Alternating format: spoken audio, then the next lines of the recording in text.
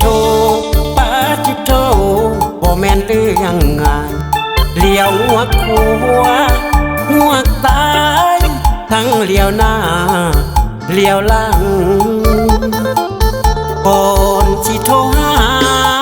แต่ละเทื่อก็ได้ระวัง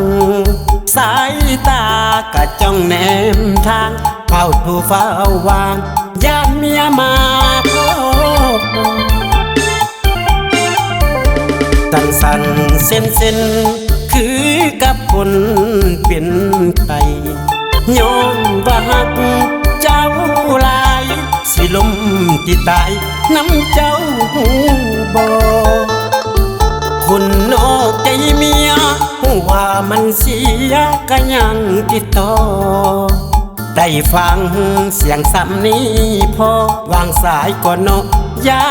นเมียอายเห็นหากน้องเท่าฟ้าหากเมียก็หักเท่ากันเวลาอายมันมีสั่นโทรหากันยามได้ใจเต้นคิดอยากโทรหาอยากฟังเสียงทุกเศร้าทุกเย็นแต่ยันเมียอายเห็นให้น้องอดใจก่อนนะอดใจไว้เด้อตอนเมียเพ้อสิโทรหาใหม่ยามอายโทรถ้าเสียงหายไปให้น้องเข้าใจตอนนั้นเมียมาตอนทุกข์ได้ยากตอนลำบากเมียตั้งขอหาเมียตั้งกฎหมายอาญาถือขอกล่าวหาว่าลอยเมียโท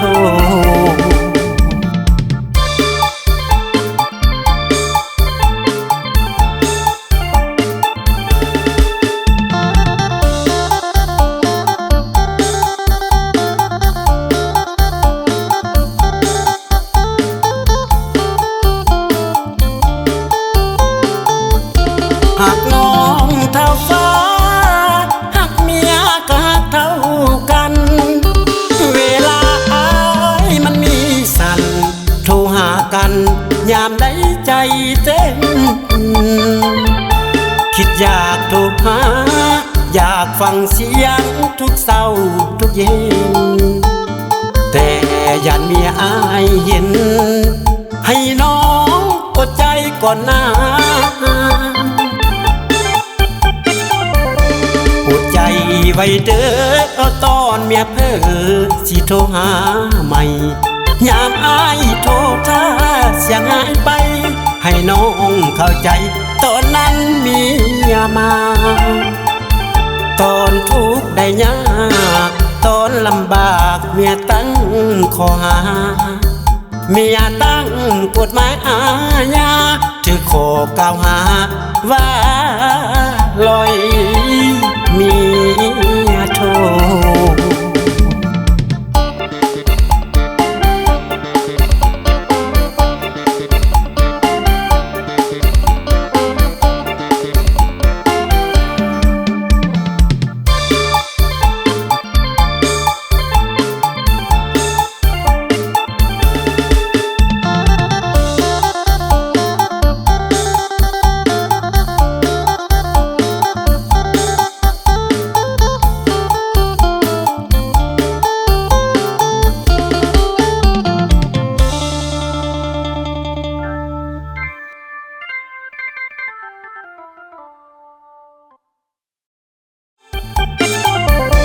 อดใจไว้เด้อตอนเมียเพ้อสิโทรหาใหม่ยามอายโทรถ้าเสียงหายไป